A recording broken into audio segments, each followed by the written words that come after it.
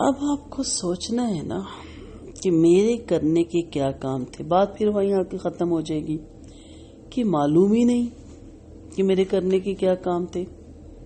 تو یہی تو معلوم کرنا ہے, یہی تو ڈھونڈنا ہے کہ مجھے اگر یہ اتنا ٹائم پیریڈ دیا گیا ہے تو پھر مجھے کچھ کرنے کے لیے دیا گیا نا. جو جتنے ٹائم پیریڈ تک کے لیے آیا رب کے حکم سے اسے اتنے ہی ٹائم پیریڈ کے اندر کے کچھ کرنا تھا, اور اگر نہیں کر سکا تو پھر یہ اس کے بھی اسی طرح نقصان ہوگا.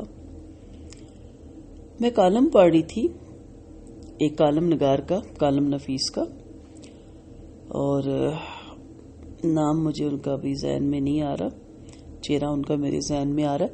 انہوں نے یہ حقیقت میں کہانی لکھی, کسی کی سٹوری, آج کے دور کی کوئی افسانوی کہانی نہیں تھی, کہ ایک بزرگ 70 سال کے ہیں اور بہت ویل آف, بڑی کارخانے فیکٹریوں کے مالک.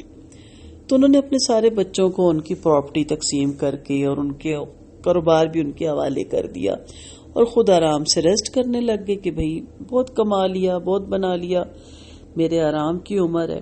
اور ان کے اپنے ذاتی بھی جو اکاؤنٹس یا ذاتی بھی سرمایہ تھا ابھی بہت تھا.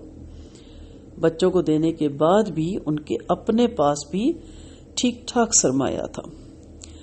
تو کبھی اخبار پڑھ لی, کبھی ٹی وی دیکھ لیا. اچانک ایک دن بیٹھے بیٹھے ان کے ذہن میں یہ آیا کہ میں زندہ ہوں, ابھی ہوں, تو کیوں ہوں؟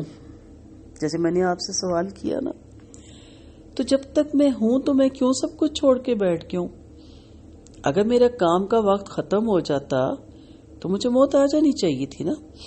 میرا رب اگر ابھی مجھے زندہ رکھ رہا ہے تو اس کا مطلب ہے ابھی اس نے مجھ سے کام لینا ہے. انہوں نے سرچ شروع کر دی. انہیں ایک علاقے کا پتہ چلا کہ غربت اور بہت مسکینی اور برے حال. انہوں نے اپنے سیکرٹری کو بلایا اور اسے کہا کہ وہاں کوئی زمین دیکھو جو میں نے خریدنی ہے. اب بچوں کو کھلبلی مچ گئی کہ آپ کو کیا ہوا, اس عمر میں اچھے خاصے آپ بیٹھے ہوئے ہیں اور آپ کو آرام کی ضرورت ہے. اس نے کہا آپ کا تمہارا پرابلم نہیں ہے بھائی. خیر ان کے سیکرٹری نے کوئی کافی ایکڑ زمین دیکھی اور انہیں آ کے بتائی کہ جی وہ بیچنے کے لیے بھی تیار ہیں. کہا فوراً خرید لو. اب پھر بچے شور ڈالیں کہ کوئی علاقہ ہے اتنی ویران بیکار جگہ پہ جس کی کوئی ویلیو ہی نہیں, اور آپ ایسی زمین لے رہے ہیں, اب آپ کی کوئی عمر ہے, آپ ریسٹ کریں. اس نے پھر کہا کہ یہ تمہارا پرابلم نہیں ہے. خیر جی زمین خریدی گئی. اس نے اپنے سیکرٹری سے کہا اس پہ فیکٹری لگاؤ, کسی چیز کی کہا جو بھی اس نے بنانی تھی. اسی طرح شور و غل مچ گیا. کہ دوست جو ہے نا, دوست احباب وہ سمجھا رہے ہیں کہ یار کیا ہو گیا تجھے, آرام کر, ریسٹ کر. اس نے کہا ریسٹ ہی کر رہا ہوں, میں تو کچھ بھی نہیں کر رہا. فیکٹری لگا دی. فیکٹری لگانے کے بعد اس نے وہاں کے جو غریب غربا تھے نا, کا ان سب کو رکھو, انہیں پہلے سکھاؤ کام, اور سب کے مردوں کو, لڑکوں کو, اور جہاں تھوڑا بہت خواتین کر سکتی ہیں خواتین کو کام دو. کام مل گیا. آہستہ آہستہ اس علاقے کی ترقی شروع ہو گئی, وارے نیارے ہو گئے, غربت ختم ہونا شروع ہو گئی. اور اس کے بعد روڈ بھی ادھر کا بن گیا. اس نے روڈ بھی بنایا اپنی فیکٹری کے لیے. اس وقت اس نے اپنے بچوں کو بتایا کہ میں نے یہ کیوں بنائی, کہ ابھی مجھ سے اللہ نے کوئی کام لینا ہے, ابھی میں کام کر سکتا ہوں, میرے پاس سرمایہ ہے, ذہانت ہے, میرے پاس کرنے والے بندے ہیں جو میری ہیلپ بھی کر سکتے ہیں, تو میں کیوں رک گیا ہوں. دیکھو کتنے لوگوں کو روزگار ملا, کتنے لوگوں کے گھر کے چولہے چلے, کتنے لوگ خوشحال ہوئے, اور اس علاقے میں پھر سکول بھی بنے, پھر ہاسپٹل بھی بننا شروع ہو گیا. اس فیکٹری کی آمدنی سے اس قدر وہاں پہ ترقی ہوئی.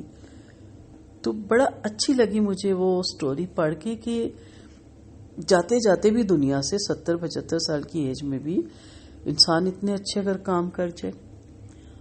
اسی طرح ایک شخص کی میں نے سٹوری پڑھی کہ وہ آفس جانے لگے تو راستے میں انگور کی ریڑھی تھی, اور بہت بہترین انگور تھے اور ان کے فیورٹ بھی تھے. انہوں نے ڈرائیور سے کچھ کلو انگور لیے اور کہا گھر دے کے آؤ, میں گاڑی میں بیٹھتا ہوں اور پھر آفس جاتے. اس نے اندر انگور دیا, آفس چلے گئے. آفس سے شام کو فارغ ہوئے تو بڑے خوشی خوشی گھر آئے کہ صبح میں انگور دے کے گیا تھا. بیٹھے اور کہا بھئی لاؤ بھائی انگور. تو سب نے کہا ہم نے تو دھو دھا کے کھا لیے. اب وہ خاموش ہو گئے. تھوڑی دیر وہ چپ رہے اور پھر انہوں نے سوچا کہ میری زندگی میں کسی کو میری یاد نہیں, میری پرواہ نہیں, اور یہ کوئی گناہ میں نہیں. یعنی ہمارے گھروں میں اکثر یہ ہوتا ہے, ہم سوچتے ہیں کہ شاید نہیں کھائیں گے یا ہمارے لیے بھیجے ہیں, لیکن انہوں نے بڑی گہرائی سے سوچا کہ اگر ابھی میری زندگی میں میرا انتظار نہیں, میری یاد نہیں, میری پرواہ نہیں, میری فکر نہیں, میرا حصہ نہیں رکھا گیا, تو میرے مرنے کے بعد کس نے میرے لیے سوچنا ہے, میرے لیے حصہ رکھنا ہے یا مجھے یاد کرنا ہے, یا کیا بھی تو 1 ماہ 2 ماہ 6 ماہ 1 سال پھر آئی گئی بات ہو جائے گی. اور یہ جو افراتفری کا دور ہے نا, یہاں تو 3 دن بھی کوئی یاد کر لے تو بڑی بات ہے.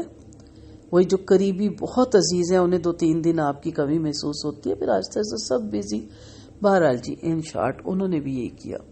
وہیں بیٹھے ہوئے اپنے سیکرٹری کو فون ملایا, کہا کہ دیکھو کسی ایسے علاقے میں جہاں پہ کوئی مسجد نہ ہو نا, مجھے وہ علاقہ ڈھونڈ کے بتاؤ. انہوں نے بتایا کہ بھی فلاں علاقہ ہے, ایسی 4 بندے اینٹیں رکھ کے نماز پڑھتے ہیں, جیسے ایک نہیں ہوتا کچی سی زمین پہ. کا فوراً زمین مجھے 2 گھنٹے کے اندر اندر خریدنی ہے. دوڑے لگ گئی, 2 گھنٹے کے اندر اندر کر کے ساری جو بھی ہے ڈیلنگ کر کے فوراً زمین خرید لی گئی. اس نے کہا کہ ٹھیکیدار کو بلاؤ. اس سے کہا جی مجھے جتنی جلدی 1 ماہ 1.5 ماہ اس سے زیادہ نہیں, مجھے مسجد بنانی ہے. اس نے بھی کہا ٹھیک ہے جی. ڈھیروں مزدور بلائے گئے اور مٹیریل پھینکا گیا, اور اس نے اپنے ہاتھ سے یعنی کہہ لیں اپنے سرمائے سے, کیونکہ ویلو بھی بہت تھا, اس نے کہا میں یہ جو کر رہا ہوں یہ تو یہیں رہ جائے گا, میرے لیے تو کچھ بھی نہیں اوپر گیا, مجھے تو کسی نے نہیں یاد کرنا. اور ایک ایسے علاقے میں جہاں مسجد نہیں تھی اس نے بہترین مسجد بنائی کہ چلیں کوئی نمازی نماز پڑھے گا, سجدہ کرے گا تو میرے لیے صدقہ جاری ہوگا, مجھے کچھ تو اجر ملے گا. تو یہ چند واقعات, بلکہ بہت سی میں نے کتابیں پڑھی ہیں, بہت سے واقعات ہیں. ایک کا بارے میں ہم پڑھتے ہیں جو بعد میں بہت آگے گیا وہ بندہ, کہ اس نے زندگی سے تنگ آ گیا, مایوس ہو گیا, اس نے کنپٹی پہ رکھ کے پسٹل چلائی. پسٹل چلی لیکن وہ گولی نہیں نکلی اس میں سے. اس نے پسٹل کو چیک کیا تو بھری ہوئی تھی. پھر اس نے کہا نہیں, اگر مجھے میرے رب نے نہیں مارا تو مجھ سے ابھی کوئی کام لے گا. تو آپ بھی ابھی تک اگر زندہ ہے نا تو آپ سے بھی وہ کام لے گا. سارے کام ہی ٹھیک ہے, جو بھی وہ کام لے گا, مگر کاموں کے درمیان نیت کے شامل ہونے سے سب چیزیں جڑتی ہیں. وہ نیت یہ ہے کہ میرے مالک میں جی رہا ہوں تو تیرے لیے جی رہا ہوں. کبھی سوچا گھر ہے, دکان ہے, بچے ہیں, زیور ہے, صحت ہے, تیرے لیے ہے. اگر میں شادی کر رہا ہوں, میں بچے پیدا تیرے حکم سے ہو رہے ہیں, میں پال رہا ہوں تو تیرے لیے پال رہا ہوں. پڑھ اس لیے رہا ہوں کہ تجھے علم والا مسلمان پسند ہے. کاروبار اس لیے کر رہا ہوں کہ تجھے محنتی ہاتھ پسند ہے, تجھے اوپر والا ہاتھ نیچے والے ہاتھ سے زیادہ پسند ہے.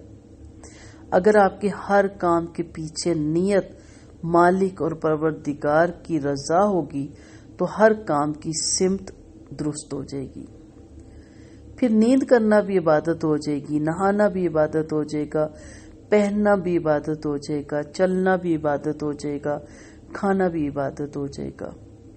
مسئلہ یہ ہے کہ ہم جانتے ہیں کہ کاروبار چل رہا ہے, پیسے آ رہے ہیں. یقین کیجئے کہ جذبے سے کام کر کے دیکھیے, پیسے پیچھے پیچھے آئیں گے. آپ ڈبہ نہ بنے نا, انجن بنے.